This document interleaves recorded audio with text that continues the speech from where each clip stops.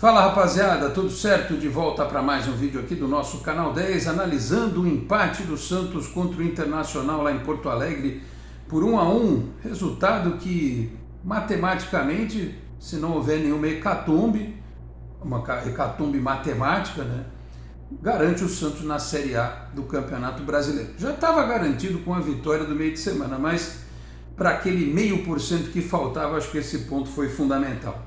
Falo aqui em nome de Peter Leandro e Dani Haddad, fisioterapia. Quer ter mais qualidade de vida e ficar livre das dores? Então entre em contato com o Peter ou com a Dani pelos telefones 13 997040944, 13 997827308. Conheço o trabalho também pelo Instagram, @Peter Leandro e Dani Haddad.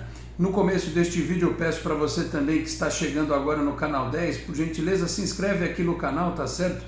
Ativa o sininho para receber as notificações, deixa o seu like que é importante para que o nosso trabalho possa ser mais recomendado aqui no YouTube. Pode pegar o link, compartilhar na sua rede social, no seu grupo do WhatsApp, ajude o canal 10 a continuar crescendo. Se você quiser também pode virar membro do canal, tá certo? E fechando aqui os nossos recados, também está conosco Isatec Informática, na Senador Feijó 686, sala 1820, no Blue Office. O site renovado é o isatecinformatica.com.br, o telefone é o 13 30 20 18 77, conheço o trabalho também pelas redes sociais. Bom, a respeito do jogo, o Santos entrou com aquela equipe que se imaginava, né? A gente confirmou até antes da partida lá na comunidade do canal, postamos lá a arte bonitinha que é divulgada pelo Santos, com o Marcos Leonardo e o Ângelo na frente, o time sem o Marcos Guilherme suspenso, com aquela formação que todo mundo já está imaginando. O trio de zagueiros é aquele de sempre, né? O Lucas Braga na esquerda,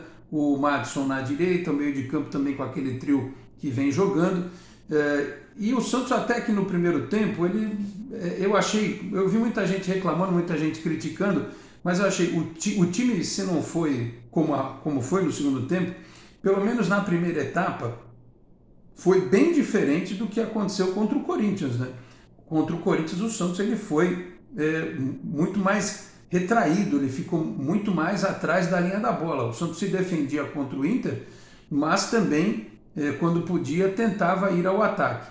O jogo estava caminhando para um final de primeiro tempo 0-0, né?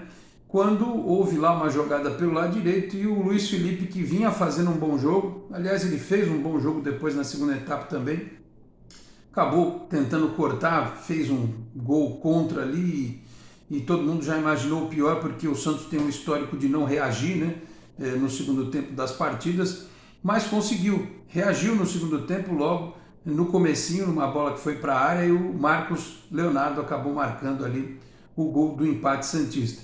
E o segundo tempo do Santos mudou tanto, o time melhorou tanto, né, que podia ter acontecido uma vitória, né, com um lance do Madison, uma bola de calcanhar do Marcos Leonardo, e também num lance do Ângelo, que ele entrou driblando. Os dois lances foram finalizados em cima do goleiro do Internacional. O Inter, que também teve lá as suas chances, colocou bola na trave, colocou bola atravessando a frente ali do Yuri Alberto, foi vaiado por parte do seu torcedor, né?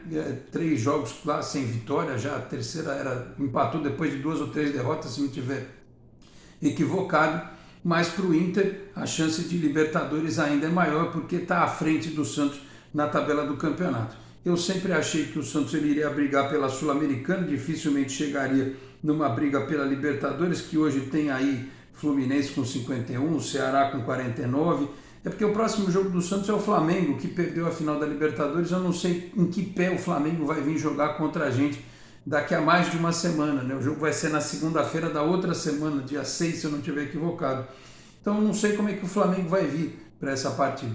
Aí depois, dependendo de uma conjectura, o Santos tem lá a última partida contra o Cuiabá para tentar chegar numa pontuação, mas realmente acho bastante difícil que isso aconteça. O Santos deve garantir uma vaga na Copa Sul-Americana.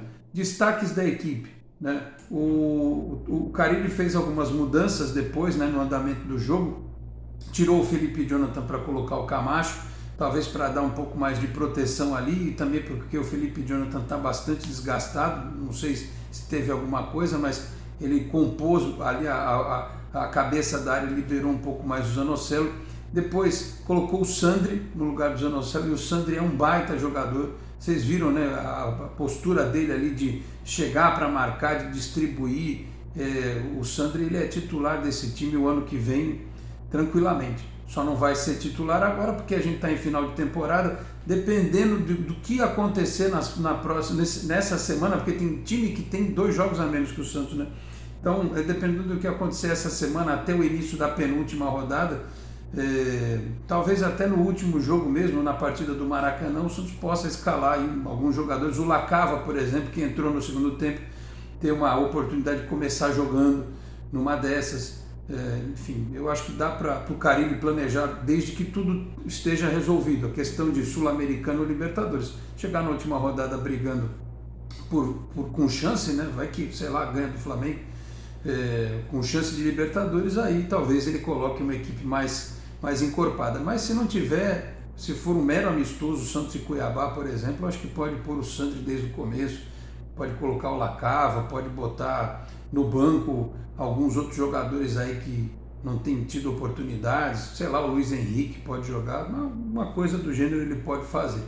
Então, assim, o Santos teve chance de ganhar o jogo no segundo tempo, não conseguiu, também escapou de algumas estocadas do Internacional, chegou no número de 46 pontos. Eu imagino que até com 45 escapasse, mas a gente sempre fala lá, tem o tal do 0,5% matemático, né? E esse ponto foi fundamental nesse sentido, porque o Santos abriu com 46 pontos, o Santos abriu 3 em relação ao Cuiabá. O Cuiabá tem 2 jogos para fazer ainda, né? Mas abriu, por exemplo, 4 em relação ao Atlético Paranaense. O Atlético Paranaense tem 42, mas tem 35 jogos. Mesmo que o Atlético vença esse jogo que falta, o Santos ficaria ainda à frente do Atlético na tabela. Então tem Bahia, Juventude, Atlético Goianiense com 40, o Atlético Goianiense com 41, Bahia e Juventude com 40. O Santos não é mais alcançado pelo Grêmio na tabela, né? O Santos tem 36 jogos, o Grêmio tem 35, mas o Grêmio só pode ir a 45 pontos. Então o Santos já não é mais alcançado por Sport nem por Grêmio. Então, desses times que estão para baixo aí, Juventude, Bahia, Atlético Goianiense, Atlético Paranaense, Cuiabá e São Paulo. E o próprio Atlético, até o América Mineiro, né, que também empatou na rodada, Santos e América tem 46 pontos. E só para deixar vocês assim a par de como vai ser essa semana, que vai ter um monte de jogo pago aí, né?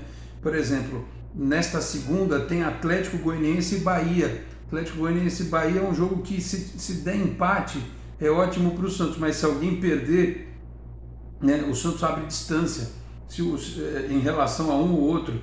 O Juventude recebe o Bragantino que empatou com o América. Se o Bragantino tem pretensão de jogar Libertadores, ele vai ter que fazer fora o que não fez em casa. O Ceará, que está acima do Santos, na terça pega o Flamengo. América e Chapecoense, esse jogo aqui acho que o América vai levar. Cuiabá e Palmeiras, o Palmeiras certamente na terça-feira com o time reserva, mas ainda assim o Cuiabá não ultrapassaria o Santos. Aí na quinta-feira tem Bahia e Atlético Mineiro, é o jogo que o Atlético, se vencer, garante matematicamente o título brasileiro. Tem na quinta-feira um confronto direto Grêmio e São Paulo. O Grêmio precisa ganhar de tudo quanto é jeito se ainda quiser passar aí até alguma chance contra o rebaixamento. Aí tem Atlético Paranaense e Cuiabá na sexta, também confronto direto. O Sport, que não mais nos interessa, pega o Flamengo também na sexta-feira. Na sexta tem Fortaleza e Juventude. Fortaleza, que é outro time que briga lá em cima, e tem a Chapecoense recebendo o Atlético Goianiense. É um jogo lá em Chapecó. A Chapecoense também não quer mais nada com nada do campeonato, enfim. Não sei se pode impor alguma resistência. Aí a 37ª rodada vai ter jogos no domingo: Bahia e Fluminense, Corinthians e Grêmio, Atlético Mineiro e Bragantino, Ceará e América. Aí na segunda, São Paulo e Juventude, outro confronto direto: Atlético Paranaense, Palmeiras, Cuiabá e Fortaleza, Inter e Atlético Goianiense, Flamengo e Santos, Chapecoense e Sport Recife. Ou seja, vocês percebem aqui pela tabela que tem muito confronto, né? Muito jogo de time que vai tirar ponto um do outro. Então, sinceramente, não vejo preocupação a mais neste momento com a questão de se manter o Santos na primeira divisão do Campeonato Brasileiro. Claro, não pode também cair lá para o 16º lugar, que não vai para lugar nenhum. O Santos tem que tentar fazer um bom jogo contra o Flamengo na outra rodada e contra o Cuiabá na Vila Belmiro resolver a sua vida, pontuar o máximo possível para, inclusive, terminar na melhor posição possível, porque duas posições acima cai mais dinheiro na conta, né? Você tem um prêmio financeiro, um prêmio em dinheiro maior, quanto mais alta for a sua posição dentro do campeonato. Então o Santos precisa pensar nisso tudo, né? E dinheiro é importante porque, afinal de contas, nós vimos o Marcos Leonardo fazendo gol de novo, dando passe de letra, perdendo um gol que a bola veio da esquerda, acho que do Lucas Braga, ele antecipou o zagueiro e bateu por cima. Foi uma outra chance importante que o Santos teve no segundo tempo, né? Ele falou depois do jogo no Premier, não, quem está vendo isso é meu empresário e tal. Ele tem que ver também, né? Porque afinal de contas é a vida dele. Se o empresário dele falar assim, olha, você vai jogar no 4 de julho de Piripiri o ano que vem, ele não vai querer, né?